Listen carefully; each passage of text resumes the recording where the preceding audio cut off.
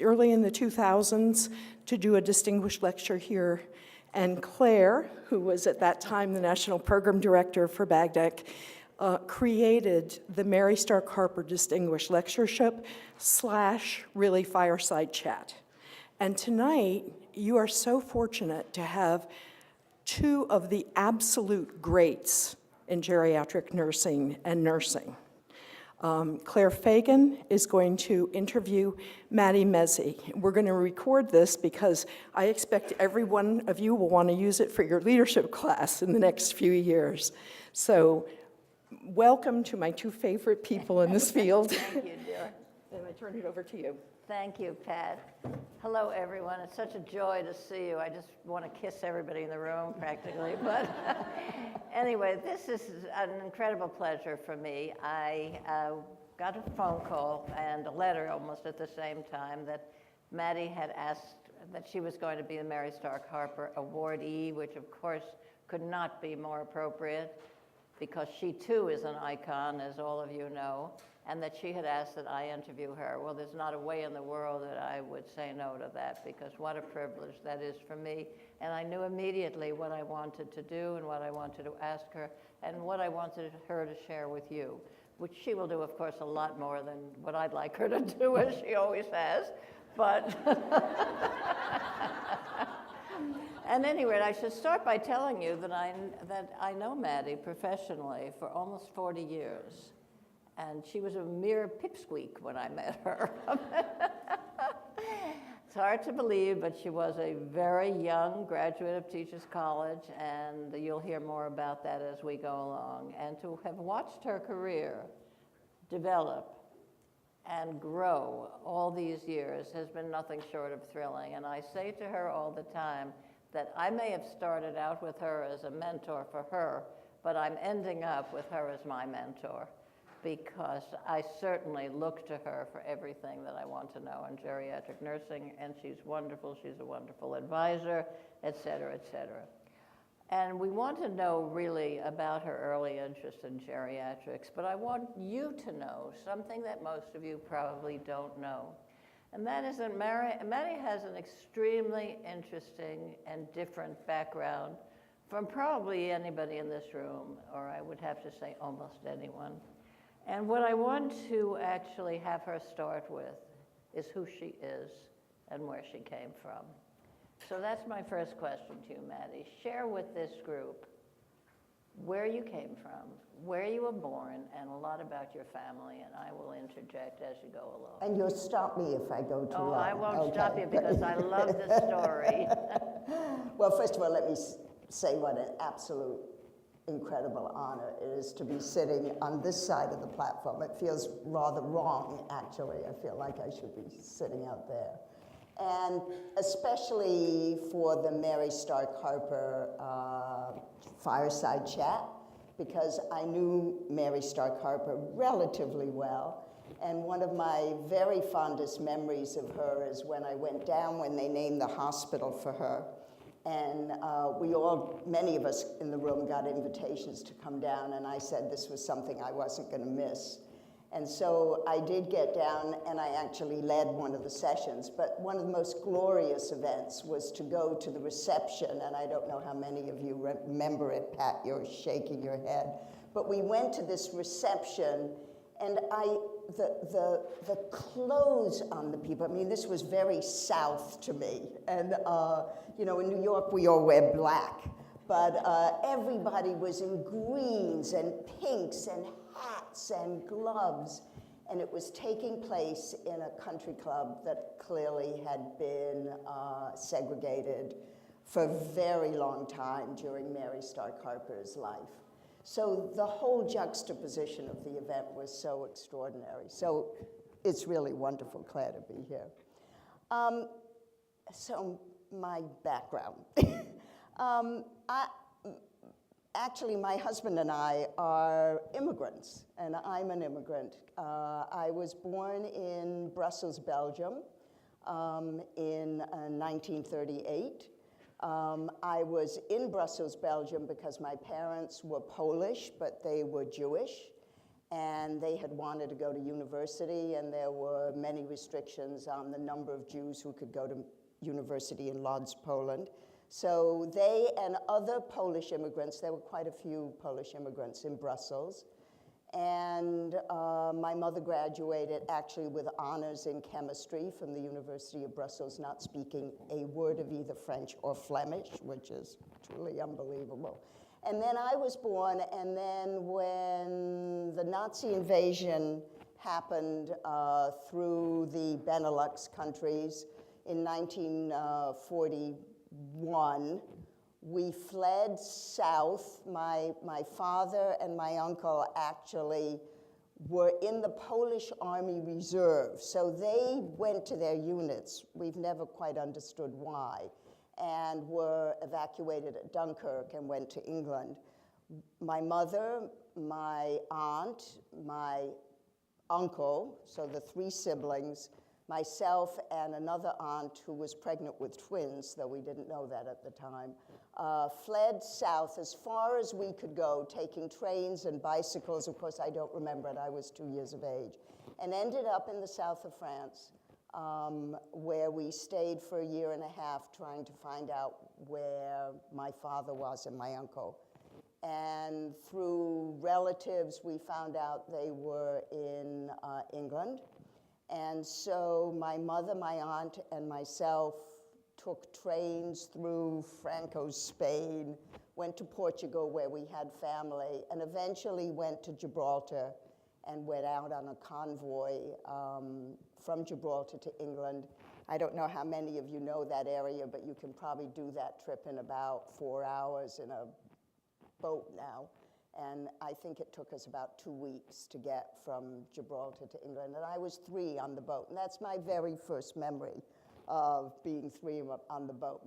I, of course, have fond memories. It was a birthday party. My mother has awful memories had awful memories of me being incontinent on the boat with sailors. I was the only child. We were actually the only family on that boat. So we have very different recollections when we used to talk about it. And I spent the Second World War in England. I went to school there. And then after the war, we were English citizens because my father had been in the Army, so we were English citizens. But my father said he would not stay in Europe. And so we made inquiries, and we had family in the United States who we did not know, but we had their address, and we wrote to them, and they offered to sponsor us to the United States. So in 1948, I was 10. We took a boat, the Britannica, and we came to the United States. I was 10 years of age, and we went to Bridgeport, Connecticut. It's a fabulous, fabulous story, because I knew Matty for years before I had any hint about this story, and I think many of you in the room who know Matty for a long time had no idea what her background was. But I think we need to know a lot more about the relationship of this background to her interest in geriatrics, and we're going to find out a little bit about that. But I also want her to tell you, I'm going to mention one thing first. You realize why they had to take the circuitous route is they couldn't just come from one place to another. They had to go to countries where they weren't going to be killed in plain English. So, but many of your family remained in France, yes. And one of the reasons that you go there often. Which right, I still have, the family that was expecting the twins obviously did not move from the south of France, and they had the babies there, and they're still in the south of France, and so we do go back on a regular basis. That is, I'm an only child, so that is my closest family, other than my own. Well, would you tell us a little bit about Andy? Well, my husband of 52 years was born in Hungary and had a very similar story. Hungary actually was much safer than it was in France and Belgium until very late in the war for Jews. They were quite protected there. But his mother, to her credit, figured out in about 1940 that they needed to get out. And he was very lucky. He was not born in Hungary. He was born in a country that was still allowing people to leave. So his father then went, got a passport, and came to the United States in 1939 by himself and left his wife and this young child there, and actually worked in the World's Fair in New York at that time as a waiter, and saved up enough money and got the papers, and Andy came over in 1940 when he was 2. To Bridgeport. No, he actually came to New York, but his grandparents came after the war to Bridgeport, and that's where we met. Okay. So. Would you tell us about your meeting? No. Andy and I have known each other since I was 12 and he was 13, so it's a long relationship. And most days we think it's going to go on. Every so often we say... She's going to stick with him. Okay, so you grew up in Bridgeport. You went to public school in Bridgeport, and you decided somehow or other that you were going to be a nurse. Well, I had always wanted to be a nurse, actually, as long as I can remember. My mother worked in a hospital in Northampton, England, and I spent a lot of time there meeting her and waiting for her, and she ran the labs there. And the nurses, nobody has this anymore, but the nurses had these wonderful capes that they wore, you know, that were navy blue on the outside, and they'd swish a side back, and they'd be red on the other side. How could you not want to be part of that sorority, right? So I had actually always wanted to be a nurse, and well, you could have bought a cape like that. Wouldn't have been as good, Claire. So when I was in high school, I looked into nursing programs. I didn't know very much about them, but there was a program at that time at Bates College in Maine, and it was interesting. I always wanted to go to baccalaureate program. I mean, I knew I needed and wanted to graduate from college. The program at Bates was interesting because it was 2 years at Bates, 2 years at the Deaconess in Boston, and then a third academic year back at Bates. And there were, most of the 5-year programs then were 2 years of college, 3 years. I mean, they were essentially 2 years of college and 3 years of a diploma program is basically what they were at that time. So I went to Bates, and I got there in September, and in October they closed the nursing program, which, you know, they helped us have our credits accepted at a number of colleges, and Columbia was one of the schools of nursing in New York that said they would take all our credits from Bates and transfer us in. And actually at that time, Columbia, most of the students who were at Columbia had had 2 years of college somewhere else and came for their 3 years of, as I say, what was essentially a diploma program on top of a That was academic true of New York program. Hospital and Cornell? Yes, that was true of New York Hospital at Cornell. Mount Holyoke? Right. And I think Stanford University actually had a baccalaureate program long ago, which probably was the same type of model as that.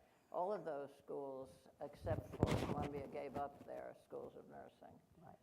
which was unfortunate because some of them, I mean, the Cornell school was known to be extremely good. It was a real model for me, although I didn't go there, but I used a few lines that I learned from the students early on. And they really thought a great deal of themselves, which was quite wonderful. So, at any rate. So, but you went into nursing. Did you like it? Did you love it? Did you, that's a stupid question, right? I've loved nursing from the first class that I ever took. It just seemed to fit. It felt really, really good. I liked my clinicals. We had one of the very few public health rotations at that time. We got a sort of added certificate in public health at Columbia, so we were out in Brooklyn making visits to some very impoverished areas. I liked that. I'm one of these people, you know, who went through every clinical area and said, oh, I love that, maybe I'll do that. Some of us, I think, all remember that, you know. And so, yes, I really always liked it. I mean, there's obviously been moments that have been horrendous, but most of it I really, really loved. What did you do immediately on graduation? Well, So this is, you plan your career, right? So my husband's a pediatrician, so he took an internship at Jacobi Hospital, which is a city hospital in New York, and that felt really good to me. I really wanted to work in a city hospital. So I went up to Jacobi in my last year, senior year, and I said, I really want to, and they were begging for nurses. In fact, they got all the intern group together and said, if you know anybody who's a nurse, we're dying for nurses up here. So I went and I said, I'm a nurse, and I'd love to work in your hospital. And they said, fine. And I said, but the only problem is I don't want to do 3 months of evenings and 3 months of nights because I'll never see my husband. I'm happy to do my full share of evenings and nights, but I don't want to do them in blocks the way. No problem, Will. Anybody got on job just, interviews where you promise something and it doesn't turn out? So I said, fine, all set, graduated, went up to Jacobi. They gave me all my stuff that I needed, and they gave me my rotation, which was 3 months of evenings and 3 months of nights. And I said, whoa, remember we had this deal? And they said, oh, we can't do that. No way we can do that. So and I guess this is what happens when you grow up as an only child and you sort of Expect things to come your way. expect people to meet you halfway, but still annoy you. I said, thank you very much. I called the Visiting Nurse Service of New York up, and I started so my first job was in home care. And I could do that because we had gotten this public health certificate, which somehow somebody thought made us capable of seeing people at home by ourselves. And I must say, when I think about some of the horrendous stuff I must have done to people in that first job, it really is scary. But that was my first job. We could go fast forward, and we will talk about this later, but it's interesting that Matty is concentrating right now on the public health piece because I guess most of you don't know that she is the chairman of the executive committee of Visiting Nurse Service of New York, and gives more time than anybody can possibly imagine to that organization. Once they get their clutches on you, we all seem to be working full time, and she's working fuller time. We're both on that board, so that's a real honor. But you are you bring that early public health nursing experience to that board. I am very aware of it. I never feel that I'm sitting with somebody who's looking from afar at what people do in VNS when I hear your contributions. So those early experiences of yours were very formative. I think they were. I also think it's really, really, I tell students not to skip steps. They come back to haunt you. You need to feel really legitimate where you are and be able to really speak as if you have some reason to be able to say what you're saying. And if you skip steps, I think, and nurses they're not kind about people who they don't think are legitimate.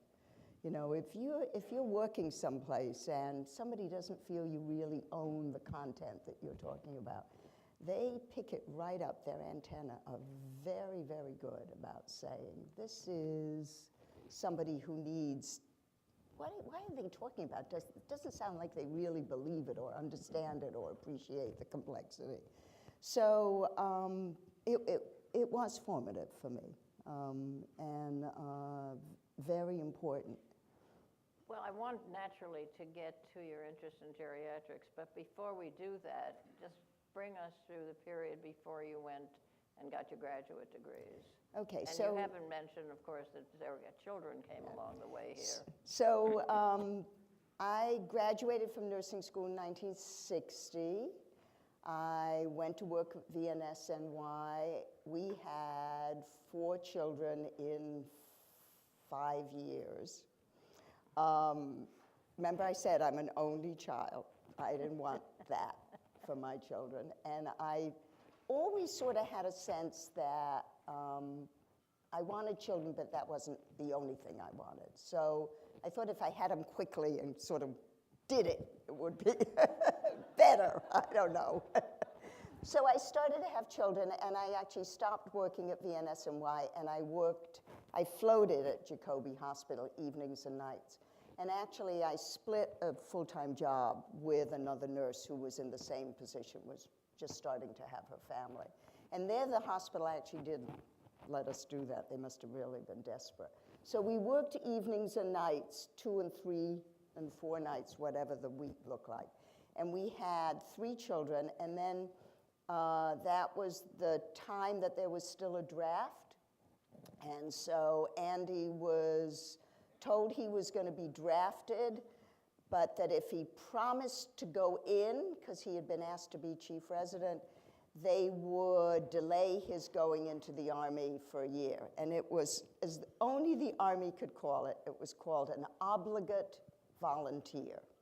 So he was an obligate volunteer.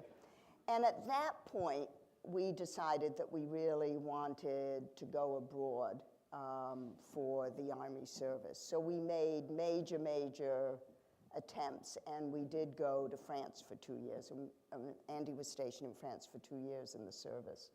And we were in Verdun, and we had our 4th daughter while we were there. And those are the only 2 years of my life that I haven't worked.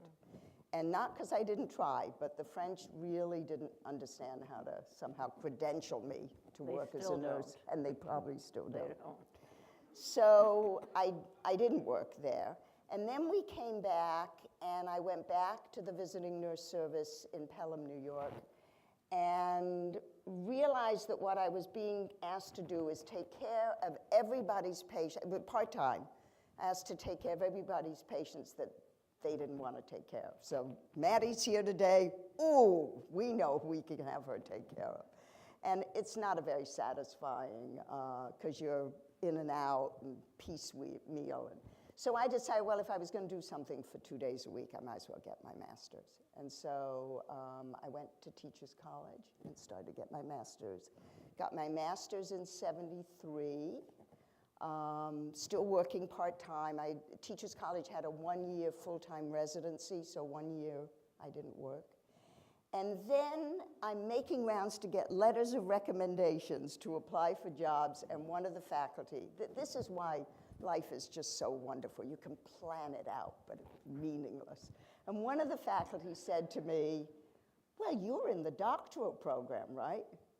And I said to her, no, I'm finished. I've got 4 children. I'm going to get a job if anybody will hire me. And she said, no, Matty, she said, you're in the doctoral program. She said, we're going to admit you right now. She said, everybody knows you. You don't have to take courses now. You don't have to do anything. I had another experience like that with Dr. Fagan when she recruited me to Penn. Come down to Penn. You can do a full-time job in 2 days. It won't be a problem. No, I said something else very important too, though. So I said to her, Penn, do you really think so? And she said, absolutely. We're going to admit you. I'm going to put all the paperwork in. So I went home to Andy and I said, well, I have my letters of recommendation, but in case you want to know it, I'm in the doctoral program. And then I started to look for a job, and I really was. You know, I was one of these people in master's school, in my master's program, who took courses based on when they were offered, because I had babysitting issues. So if there was a course at 5:30 at night and I had a babysitter at 5:30 at night, that's the course I took. And, but I started to look for jobs close to home, and there was a new program at Lehman College that was close to home. It was about, if I drove my car fast, it was about 12 minutes from my house. And so I went over to Lehman College, I sent my stuff in, and they said they'd interview me, which was a miracle. I couldn't believe anybody would interview me.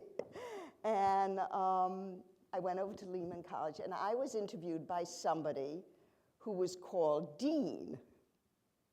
So I thought it was the Dean. Right.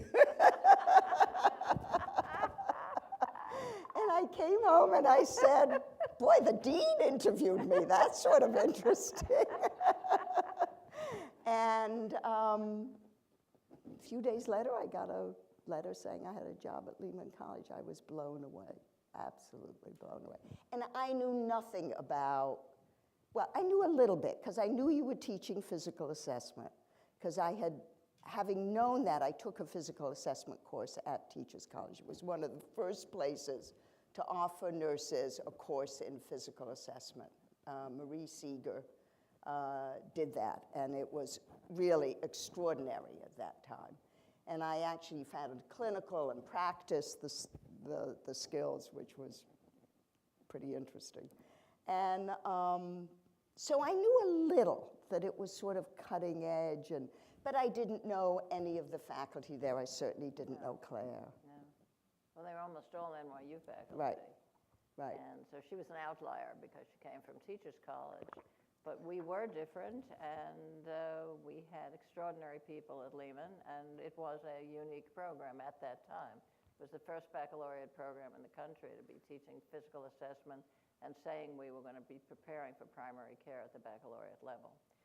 So a number of people who had been at NYU and were highly respectable, including Dean Critchley, came to Lehman. And so when Matty came to be interviewed, there were really extraordinary people at Lehman that you might not have expected to find in a brand new place. But now we need to get to the... So I need to say something about geriatrics. Right, that's where we're going right Okay. now. Okay, well, I want you to also bring it back to your family, because your interest in geriatrics was very early. And it reminds me a little of a story about Neville. When I wanted to get Neville on the radio at Penn, NPR had a wonderful radio station, and I wanted them to cover aging, and I wanted Neville to be on the radio, and the woman called her, and she asked her how old she was, and Neville told her how old she was, and she said, "But that's too young." Well, they didn't want anybody that young talking about geriatrics. Well, Matty was young, believe me, when she became interested in geriatrics. These interests have to come from somewhere. They don't just come from the blue.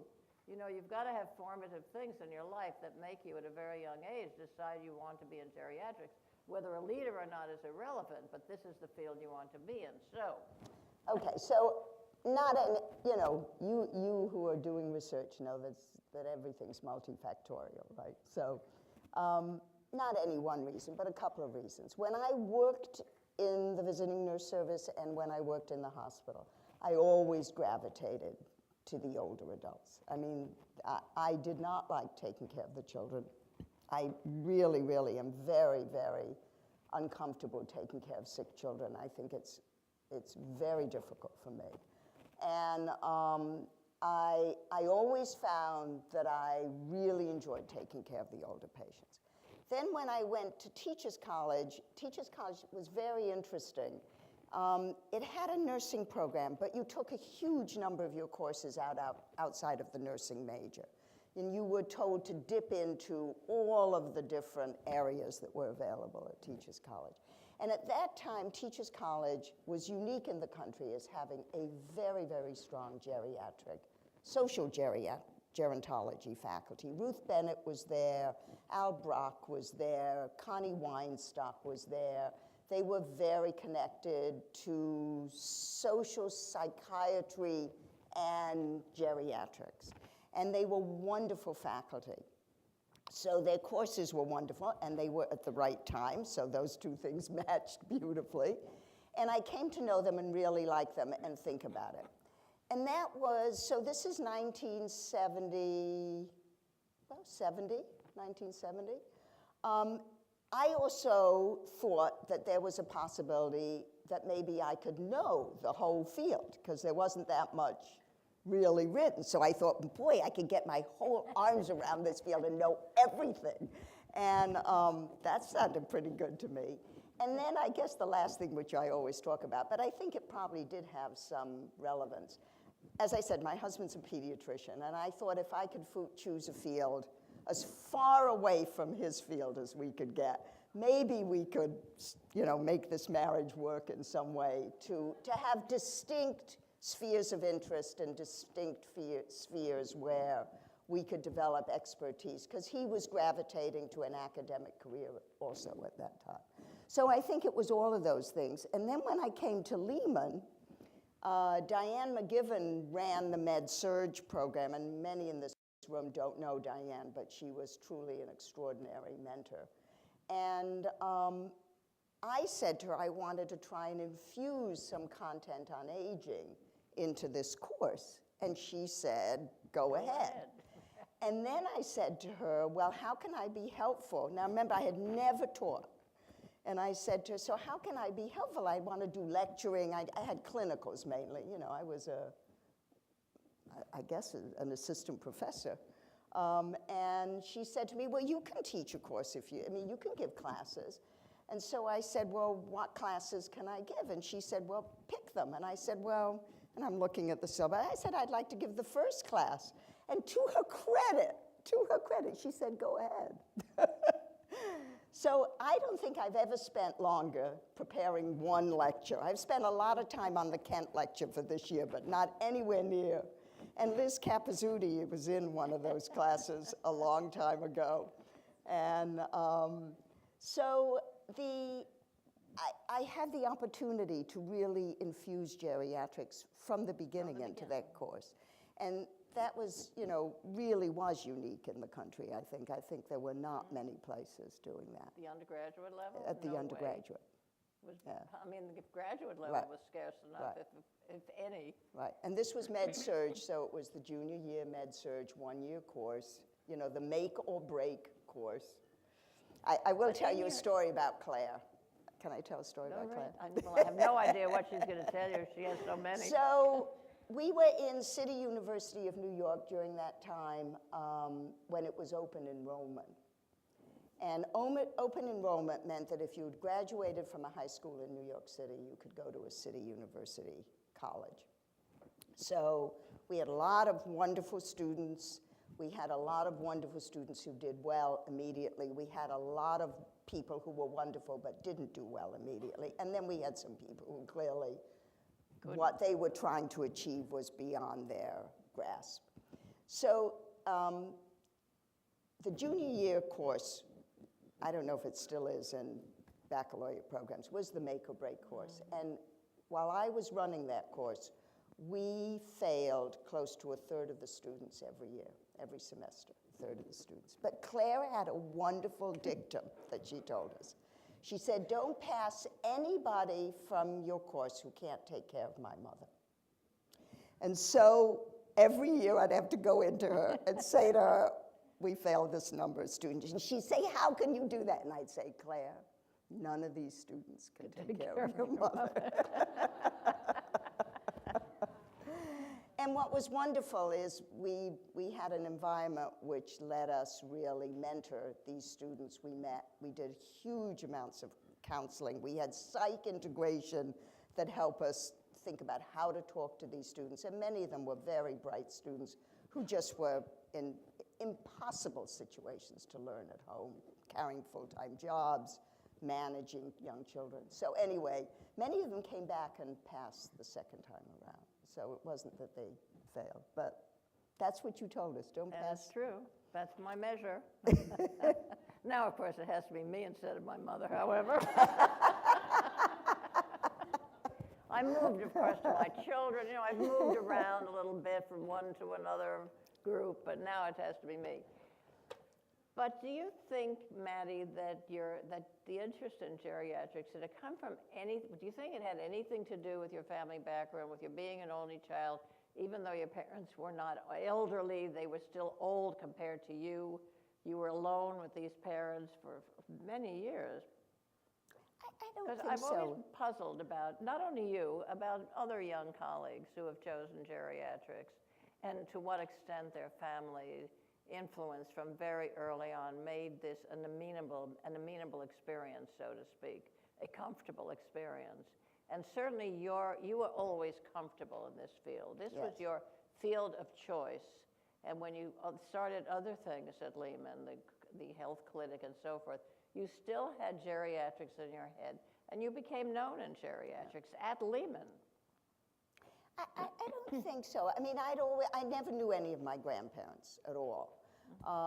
But I had always heard wonderful, rich stories about them. So maybe there was a component of that to it. I really thought that everybody would go into geriatrics eventually. I did too at one time. I mean, I just thought I was on before the crest of a Right. wave, not on the crest of a wave. we were very early. But I just thought, I mean, if you looked at the demographics, and if Exactly. you looked at who we took care of at VNS-NY at that time, and VNS of Pelham, they were either very little children or older people.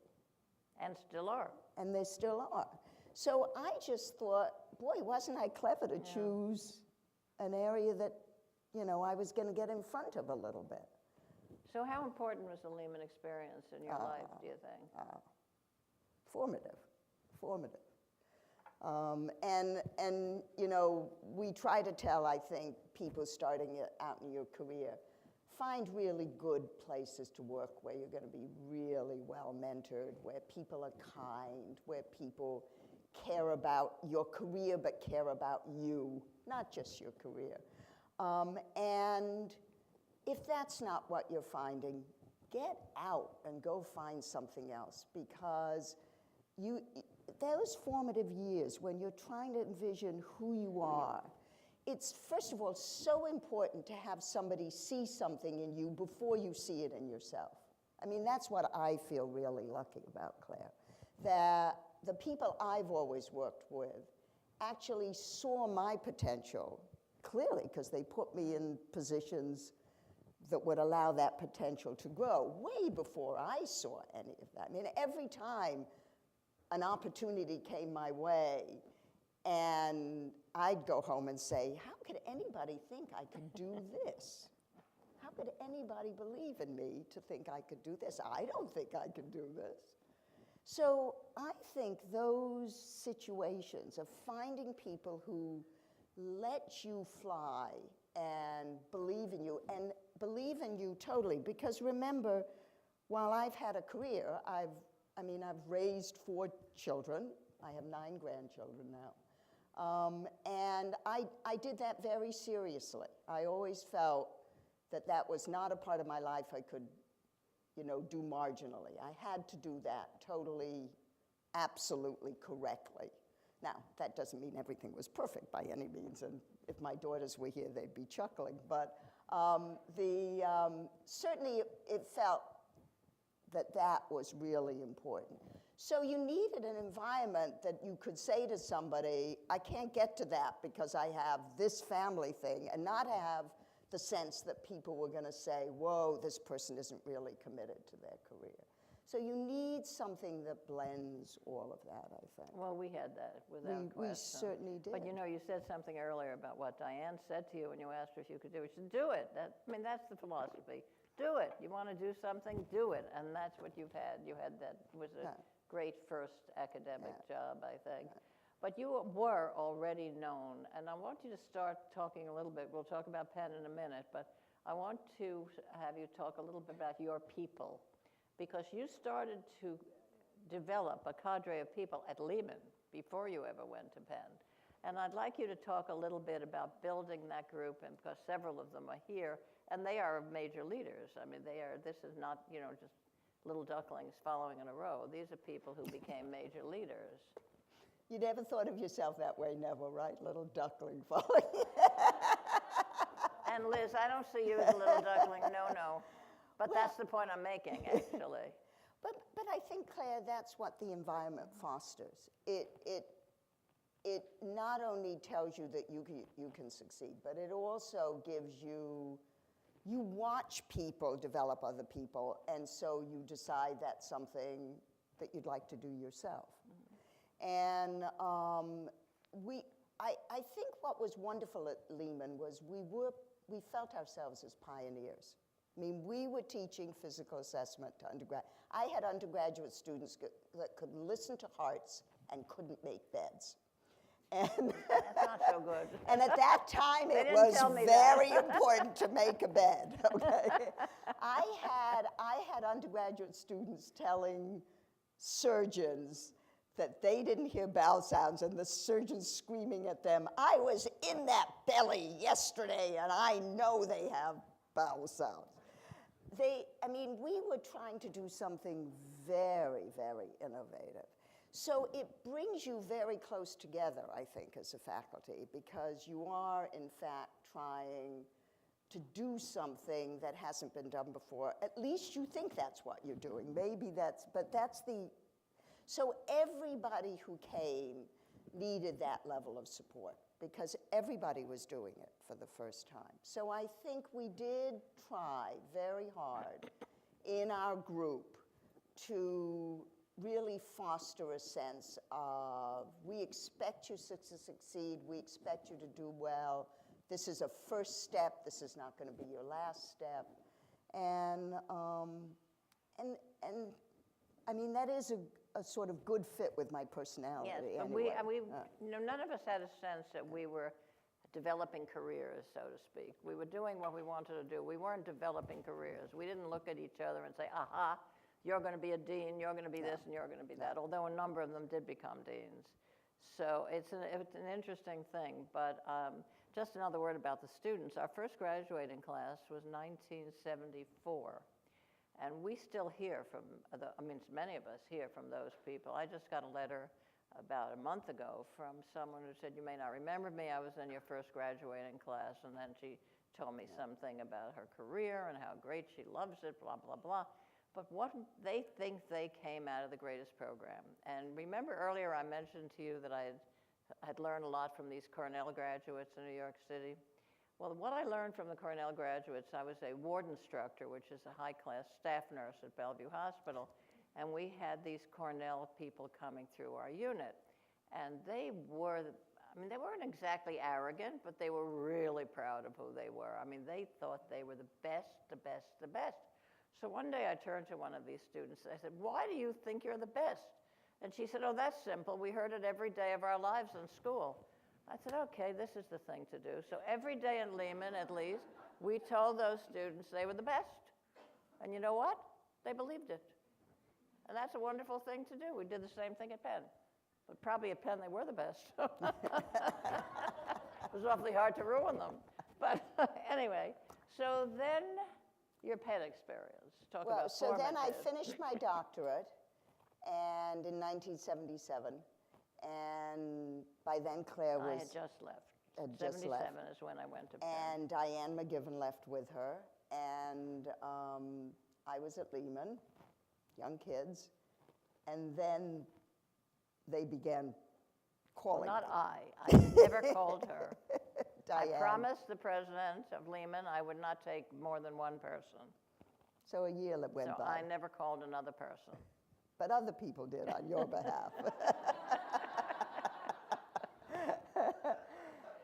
And so I went down, I gave a lecture, I came home. I said, it's terrific down there, but forget this. And then I would get another call. And so there was a recruit to come down to Penn. And you can't resist this. Can anybody resist this? It's impossible to resist. And so at home, we began to think about how we could do this and what we could do, and because all our daughters were still at home at that point. And so we decided that I would take this full-time job. And I went, and with Claire's promise that I could do it, in which I knew was not true. 2 days I knew, but I thought maybe 3 days, but that was impossible. Penn had a grant to do a gerontological CNS master's program. That's what I was recruiting. Exactly. You had a HRSA We were grant to do that. determined to have geriatrics. We actually voted for it as a group, Right. even if it didn't have the number of students in it that we mandated, because Penn, as you know, is a private school, and you have no money coming in from the state or anything else. Every program has to be run on its own bottom. And so we had a mandatory number that we established in our own school of what we could afford. But we never held geriatrics to that number. We closed other programs. We put on hold the public health because we didn't have enough students. But geriatrics and long-range planning committee decided we had to invest in because that's where it was. That's where the community was. So we ran that program for quite some years when we didn't have enough students. So I came down to run this program. I had not written the grant for it. The person who had written, they had admitted their first class, but those students hadn't started. And remember, I had never taught a master's program before. And I came down to find, I don't know if I ever told you this, empty filing cabinets, no course syllabus, no clinical placements found, no lectures developed. I came down in August. I was it. And I knew nothing about Philadelphia, of course. It wasn't like I could call my friends in, Mount Sinai and say, please place 2 students. And the students came in, of course, not knowing me. And by then, I had decided this was going to be a nurse practitioner program, not a clinical specialist program. And the students came in and told me, well, they found their own clinical, and nobody really asked them very much about clinical, and actually they were planning to use their own work environment as their clinical. And so I said, well, I don't think so. And I started driving anybody who would give me a name, a doctor, a nurse practitioner, anybody who could. Eileen heard some of this because I came over to the VA at that time too, thank God for the VA. And started to look for clinical placements for these students. And that's how I met Doris Schwartz. Because Doris was living at Folkways. I had never met her before. And I had heard of her, of course, in New York. I mean, she was renowned, but I had never met her. And so I thought maybe there was something at Folkways, which was a CCRC. They had a nurse practitioner as there. And so somebody suggested I call Doris, and I called her up. And I will never forget it. I was so crazed and frazzled trying to put this program together and terrified, probably most terrified. And driving, I'm driving all over with maps and trying to figure out where I was going. New Jersey, Delaware. I went down to Delaware looking for clinical placements. And I got to Doris's, and she must have heard the panic in my voice, and she sat me down, and she had strawberries and cream and tea, and she said to me, so how are you doing? And then she said to me, it's going to be okay. You'll see it's going to be okay. And she actually came in and did some teaching. She had taught in the Primex GN, a geriatric nurse practitioner program in New York at Cornell.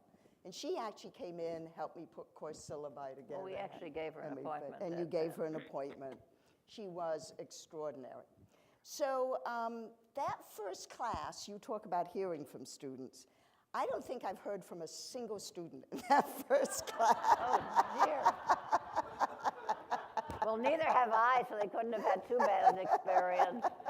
I didn't even know about these horrible experiences Matty was having. All I knew is that within a year, she knew everybody who was anybody.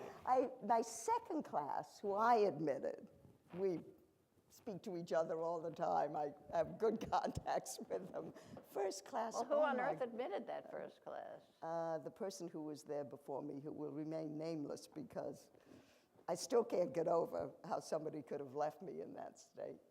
But anyway, so we began to teach that program, and it was very successful.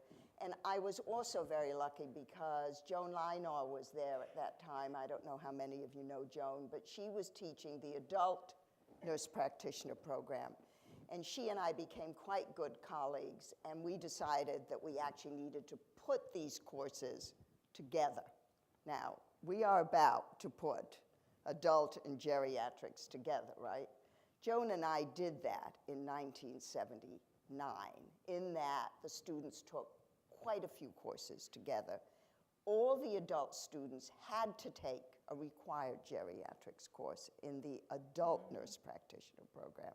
And then all the geriatric students took some courses with the adults. So, everything that you think is new in the world, new under the sun, believe me, somebody's seen it before. It was new. But so I was very lucky about that. And then I tried to develop my research. And the research I was interested in was bioethics. And one of the reasons I was really interested in Penn was that I was interested in trying to prepare to do some research in bioethics. And then the teaching nursing home program came. Then I'll have to bring on this story. We met in the parking lot somewhere with that. At any rate, I went to work at the Robert Wood Johnson Foundation with Linda Aiken, who had basically developed that idea for the teaching nursing home project. And I was interviewing people with her all day long. There was clear, and they were well known, by the way, very well known. There was clearly nobody who was right for that job. So they had the geriatrics, but they didn't have something else. It was just not the right fit with any people she interviewed. So she's the one who walked out with me to the parking lot to my car. And I said, listen, this is what I'm going to do for you, Linda. I'm going to give you 2 for the price of 1. The geriatric person, Mathy Mezey, may not be as famous as the people you had here today, but she has the qualities you need, and they don't. But the other one that I'm going to give you is Joan Lynor, the nurse practitioner. And together, they'll make one person, and they can do the job.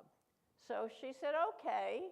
Now, what Matty didn't tell you is when I was recruiting her to Penn, I said to her, I am not recruiting you, but if you come to Penn, I will make you famous. You did say that. And I did. Because she may have hated that first group, but the minute I got the teaching nursing home program for Matty and Joan, there was no way she was not going to be famous. Well, but I don't know if you remember. This is how now this is what's wonderful, of course. You've got the 2 of us with a similar experience and probably different memories.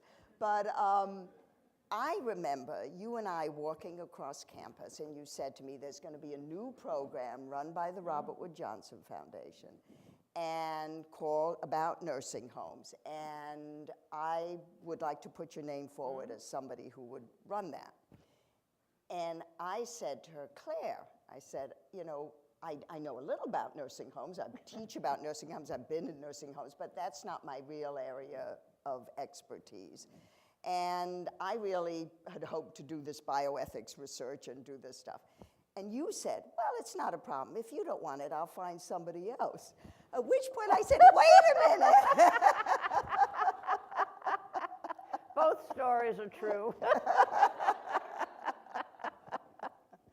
But I think that is, first of all, it's an example of being in a place that's innovative, that people are looking, are experienced. But then that really is an example of somebody really taking a leap of faith, I think, because this was not, I'd never run a national program. I'd had some national grants, but I'd never run a national program.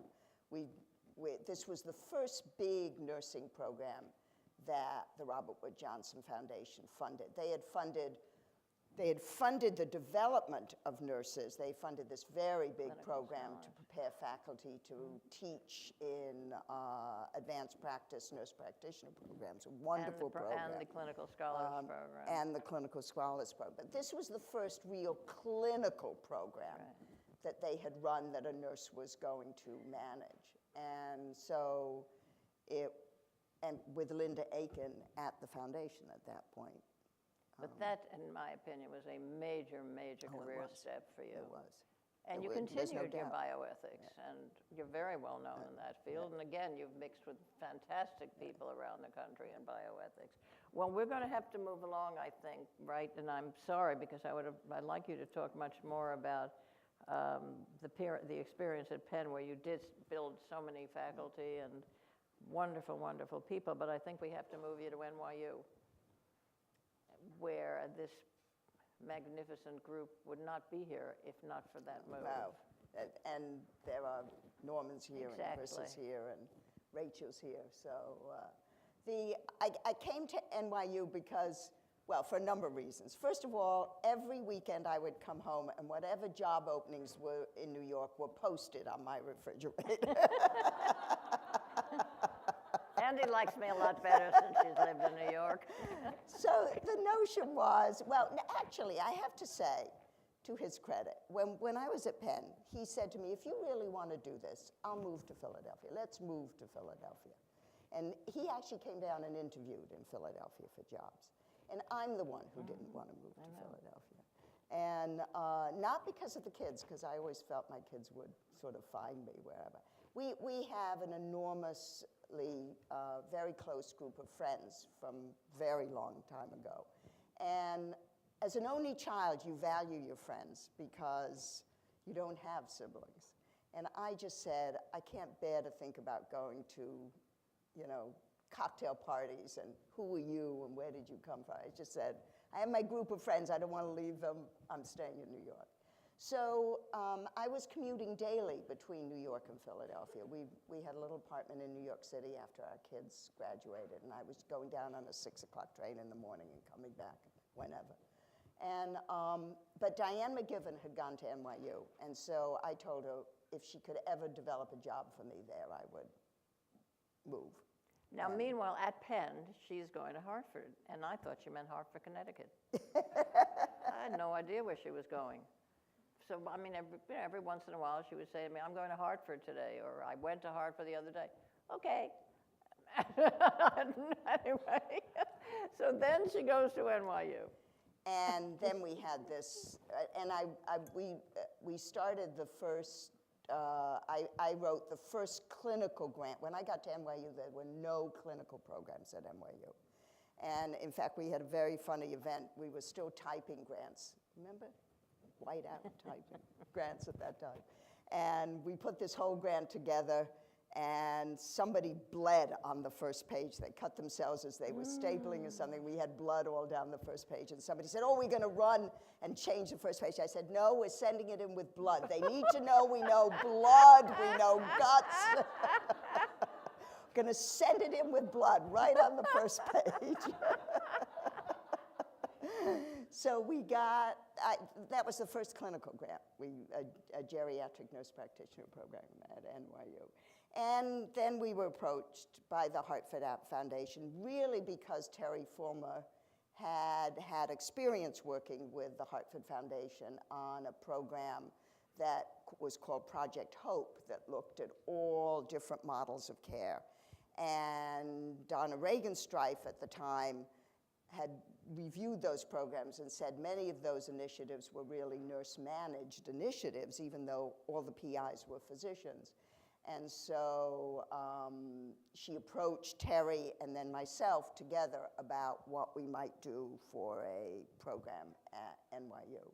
And after what I just recall as hundreds of iterations of what that grant should look like, because we proposed a typical academic program, right? We would do an institute, and we would get pre-docs and postdocs, and Donna kept saying, that's not what my board wants, that's not what I want. Exactly. And the board president at that time articulated it very carefully and very closely. He said, I want every nurse in this country to know how to take care of older adults. And that was our mandate. That was your mission. And so we, again, luckily the university let us develop an institute that was really not anything like academic institutes are. And obviously part of that was the level of funding, because it was $5 million, and universities, certainly even now, don't really turn down that level of funding. So we began the institute, and I think most of you know about the institute. There's not much to say about that. I think the beauty of the institute was it allowed us to really draw on the strengths in geriatrics all over the country, because we always envisioned that while we could think of what to do, we needed to reach out to everybody in the country who were experts to do the work, because there was no way we had that level of expertise anywhere. And again, I think we were very lucky at the foundation because we were given an enormous amount of flexibility, an enormous. I remember in the first grant, we were actually encouraged to leave quite a bit of the money unencumbered, because we were told, you really don't know what you're doing.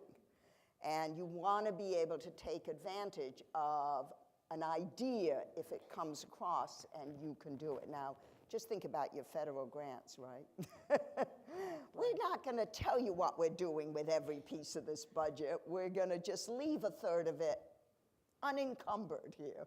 That was just extraordinary to be able, because we did think of things as we went along, and we weren't boxed in to do that, which was really so. And I think it went so well with the Banyak program, which followed, because that is not what we were doing. No, and so the match was, I think, Pat, so many really of you good. were present last year, but the point is this program would never have existed if that program had not been so successful. The foundation was really thrilled with that program and wanted to have a different kind of program and to do different things, and that's what you're all here doing. But without the Institute, this would never have happened. The Institute was so widespread, did so many things that many of you probably know about that Matty isn't even mentioning in terms of its geriatric online. Everything that the Institute has done is lasting, has had enormous influence, working with AACN and Joan Stanley. I mean, the influence on the undergraduate program, what AACN has done with Matty and the Institute has been extraordinary. But you haven't mentioned Nietzsche at all. I don't know if we have much time, but Nietzsche, I think Liz runs the Nietzsche program, which is, again, a fantastically successful program that came out. I think, again, one of the secrets to doing this kind of thing is to find receptor cells. Where are there receptor cells that will help you move your project forward? So we really wanted to do something in baccalaureate education. I mean, that was my background. So I knew about education. I said, and we're not doing well in teaching in baccalaureate education. And we approached AACN at that time, and we actually approached the National League for Nursing at that time. But we had a receptor cell in Polly Bednash at AACN, and she was really interested in and committed to doing it, way beyond what I think would be, intuitive, given that we didn't even know what we wanted to do yet, except we wanted to do something. Niche, I think, is the same thing, and Liz has really broadened that program and taken it to a whole new level, but the notion of trying to work with hospitals around care of older adults, and we were able to find a cadre of hospitals around the country, Michigan and New Jersey and New Hampshire, and that were willing to work with us on that. And interestingly enough, we've had this program, Claire, you and I talked about sort of areas where when there isn't a receptor cell, what happens? And where do you not succeed? And we had this program to develop professional associations and their members. There are 500,000 nurses who work for members of professional associations, critical care, emergency room, et cetera. And we thought, well, we could help those associations prepare. And there we worked with ANA, and we didn't have a good receptor cell at that time. And also Joint Commission.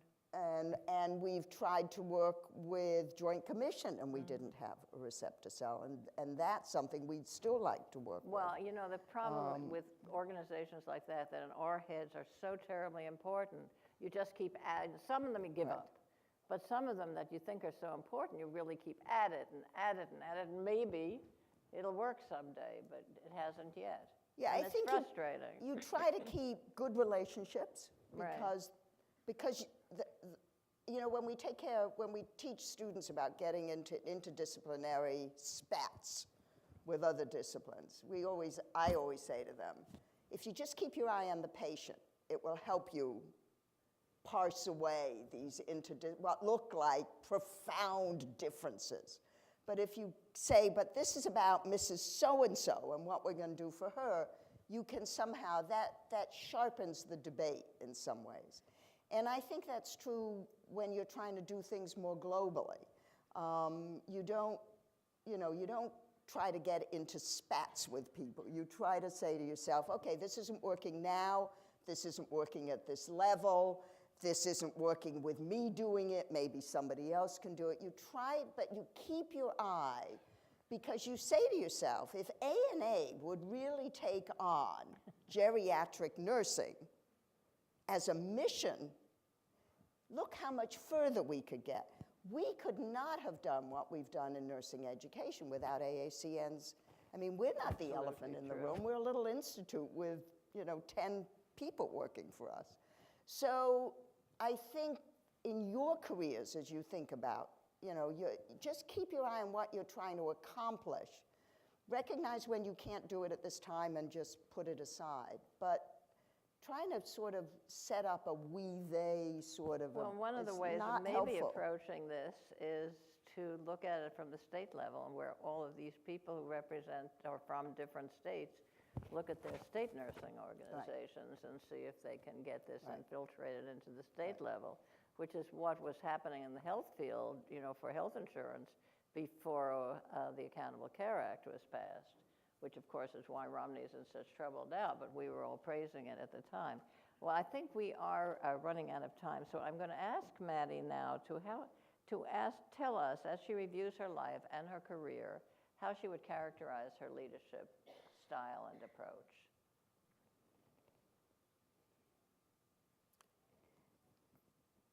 I actually don't know. I think you try to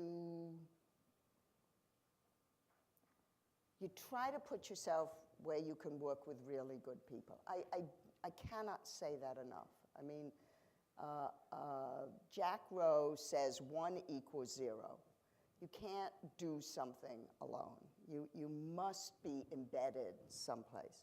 But then when you're there, I think you do have a responsibility to try and think as big as you can, and not to close windows, but to open them.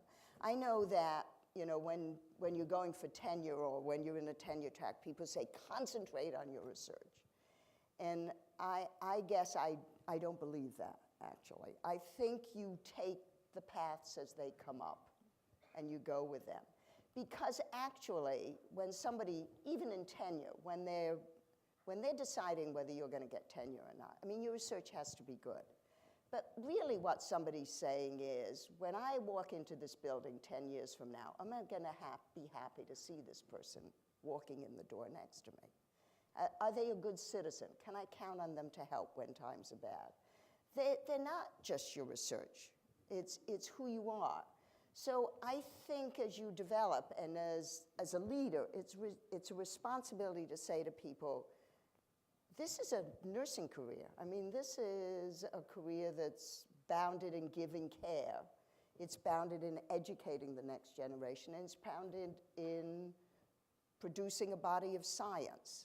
And those are not exclusive areas at all. You need to think about, as a leader, I think, helping people develop multiple levels of their facets of their life.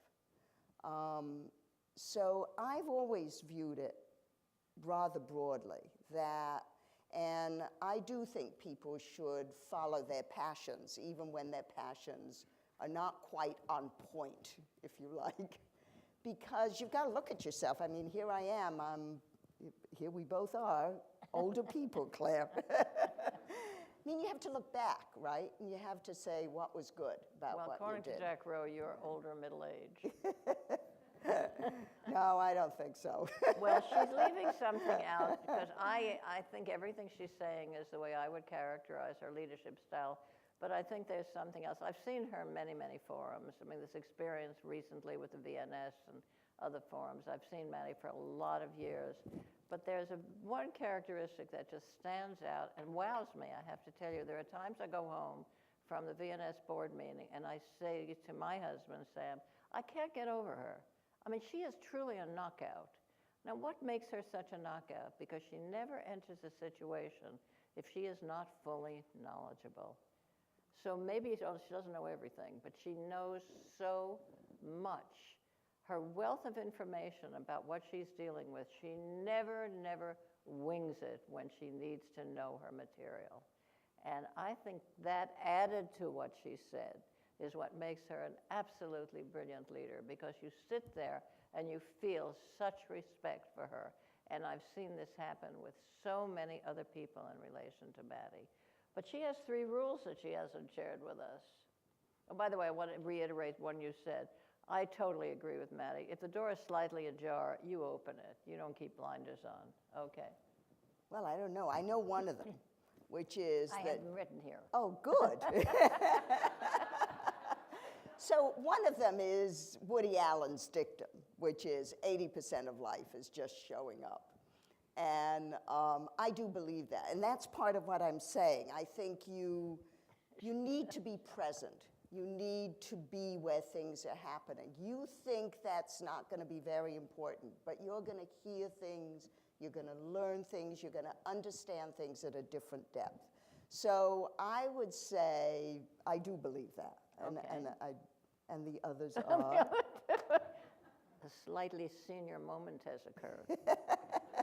Staying on message? Oh, yes, yes. Well, that we were helped with at the Hartford Institute by a very wise man, David Mechanic, who was on our board. And I don't know how many of you know David's work, but he's a renowned sociologist. And every time we'd say, we really want to do that, and we really want to, he'd say, stay on message. You have one set of things you're supposed to be accomplishing with this. You can do it in a number of ways, but stay on message to what you're trying to do. And the third what? Oh. I'm still thinking of staying on message. Getting to yes. Oh, yes. Well, that I think I have alluded to, which is, and by the way, one of the most wonderful people to help you get to yes is Terry Fulmer. And that is what she also believes. So when we've worked together, I think we've reinforced that with us. And that is, as I said, your job is to try and convince people to come with you. That's your job. As I now know, everybody actually doesn't want to do geriatrics. What a surprise. But your job is to help them understand why they should be doing something. So looking for ways to bring people with you, not to divide them, not to alienate them, not to feel shunted, not to make them feel marginalized, but somehow to make them feel that this is a good thing to be part of what's going on here and what you're doing. And they would be better off if they joined you than if they didn't. So I think getting to yes is a really good motto. That is the essence of leadership, getting to yes.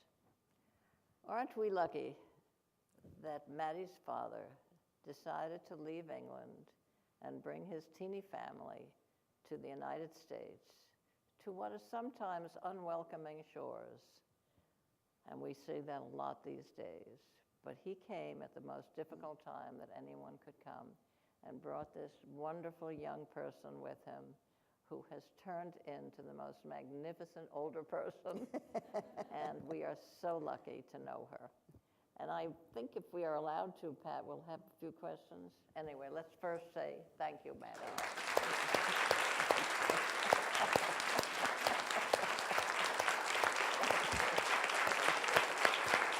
It was wonderful, Matty. Wonderful.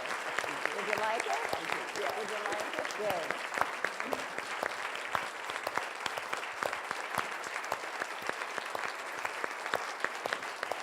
Good. Okay, folks. Sit down. Okay, anybody want to share something, ask something, make a comment? Whatever. There was the other one. Joan? There are the other messages.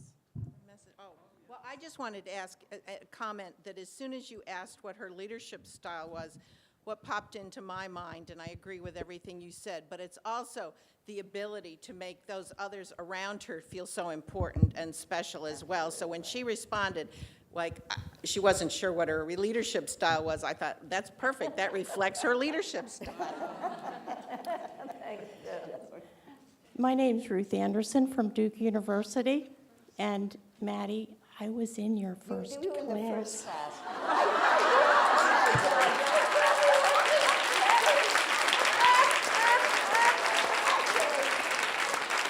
But I know you I love me. realized that when I said Yeah. it. I thought, oh, that's not quite right. But I must tell them we were so hard on her. Oh, my goodness. We were always in there, yeah, this isn't right, that isn't right, we're not learning, blah, blah, blah. And she would, I learned so much from that because the way she responded to us, then when a few short years later, when I was in the same position and the students were coming with complaints to me, I had all of these things that I could say to stay calm, you know. We had no idea what was going on in her world. It was just all about us. But there's so many things that I remember that you told me, and one of them would like to tell them, and we've all heard this, but it was the first time I heard this, and we went to her complaining about one of the faculty members in another department where we were taking a course, and we didn't think he was very good. So she just looked at us and said, well, even at the University of Pennsylvania, there's a normal curve. I had never heard that before. I use it all the time, and it's such a nice way to say exactly what needed to be said. Nothing else needed to be said. And I learned a lot of that kind of thing from you, as well as took my test, became a nurse practitioner, practiced for a few years before I went in. So you were a success even with that first group. But it was a difficult time, and my apologies for that.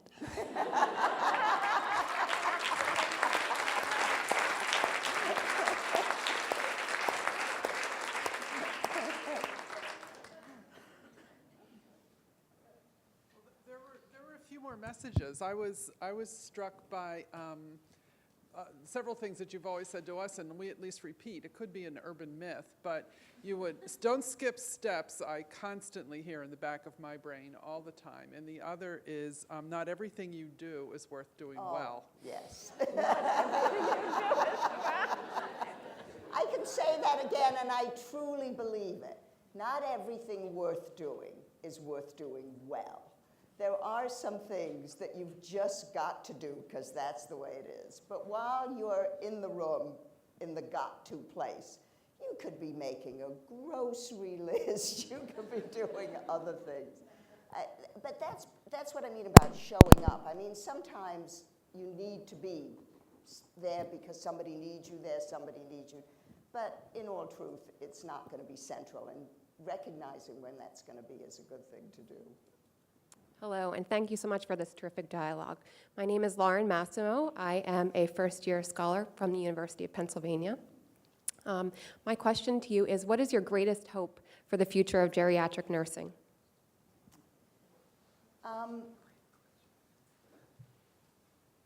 Well, I think I would put it in a comment that actually Eileen Sullivan-Marks said to me. In putting my Kent lecture together, I've been talking to people who I think might give me some wisdom as to what I should be saying. And God, I hope I got some of it right, because it's worrying me. But when I spoke to Eileen, she talked about geriatrics as a public health imperative. That if we're really going to be at the forefront of really making a place for older adults in this country that's respectful and responsive, then healthcare professionals need to view geriatrics as a public health imperative. So I guess my hope for the next generation is that you keep that in mind, because I think that's helpful. So, I mean, we've struggled, right? Should geriatrics be joined with adults, just in that little bit? But from a public health perspective, of course it should, because we can't deliver care with 4,000 geriatric nurse practitioners. We can't even do it with just the adult nurse practitioners. We've got to have the family nurse practitioners in it too. That's the next wave of what we need to do. But from a public health perspective, every provider needs to know what they're doing about care quality. The same with research. I think it's the same with research. We cannot continue to function in silos of, I do geriatric research, and if you don't understand what I'm doing, well then, I don't want to have very much to do with you. We have to bring people into the fold. We have to say, this is a public health imperative. We have to broaden it. So that's not my hope. Not that we lose the specialty, because that clearly would never be my hope, but that we bring people in who can help us meet our mandate, our public health mandate.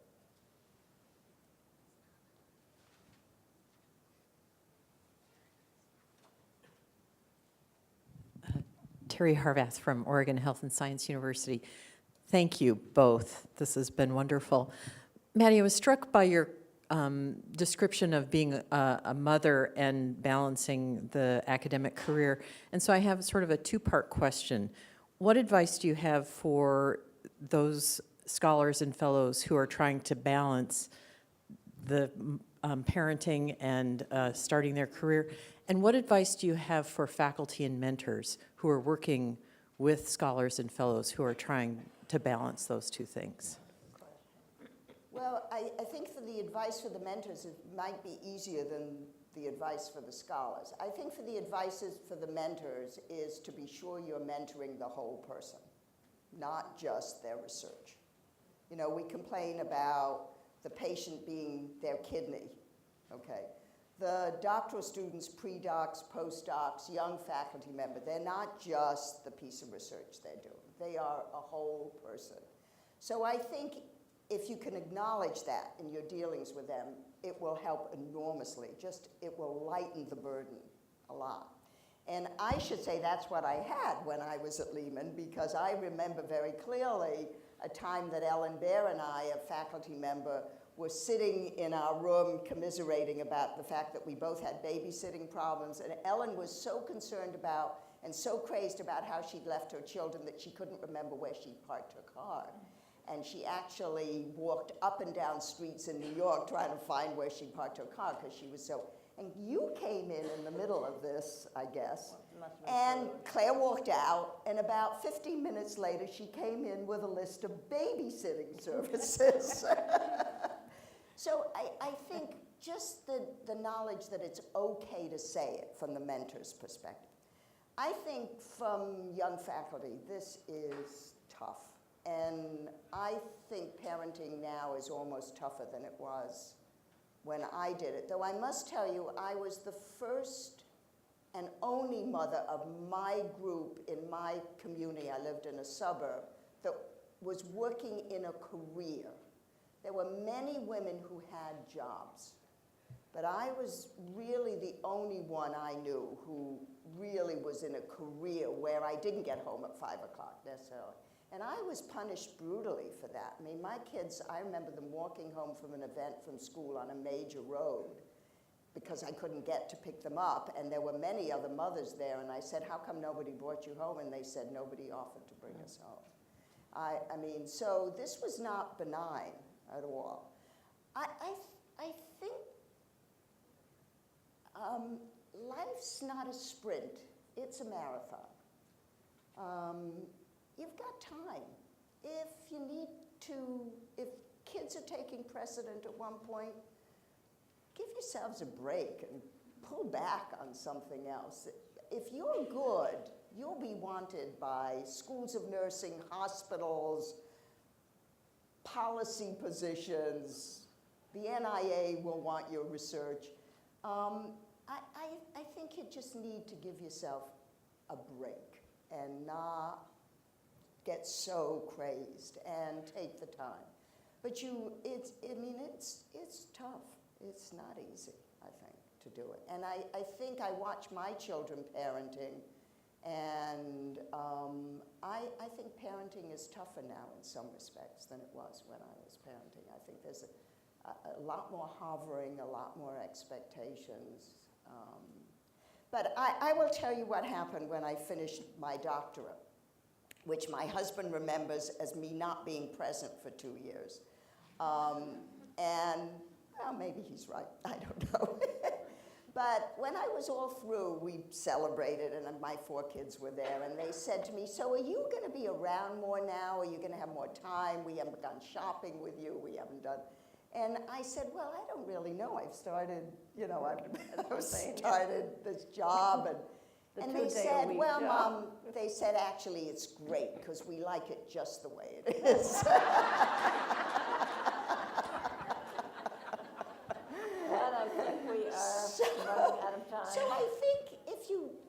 kids the sense that they're supposed to be able to manage this to some degrees, they will rise to that occasion too. And if you give your spouse or significant other some reason to think they're supposed to rise to this, they will probably do that too. So it's a wonderful growth experience. I mean, my daughters have a relationship with my husband that they never would have had if I was a full-time mother. I mean, they have a separate, independent relationship with him. And that comes from me not being around. So, or certainly the way they perceive it, that's what it comes from. I thought I was there all the time, but. So I think if you give your kids some sense that this is their responsibility, your family, this is their responsibility, they probably will take on more than you think. Okay, I think we are going to have to end. We've already run over, and for me, this was phenomenal because as much as I feel I know Matty and Andy, we go to dinner at least once a month. We are foodies, and we are planning our next one. But we didn't get it all. I have to say more about her because we didn't get it all into her travels. And, you know, Matty's an inveterate traveler and goes to very exotic places and climbs Kilimanjaro and goes to Antarctica and all those things. In addition to this work and the 4 daughters and the how many grandchildren? 9, did you say? 9. That's pretty good. Anyway, so, I mean, she's a phenomenon, in my opinion.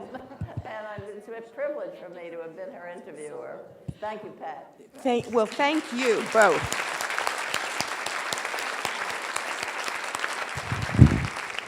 And I hope you all can really appreciate that this has been an incredible gift to have these 2 women with us for this talk, and also that they will be in the room next door, and you can continue a dialogue with them there. So please join me and stand in thanking Matty and Claire.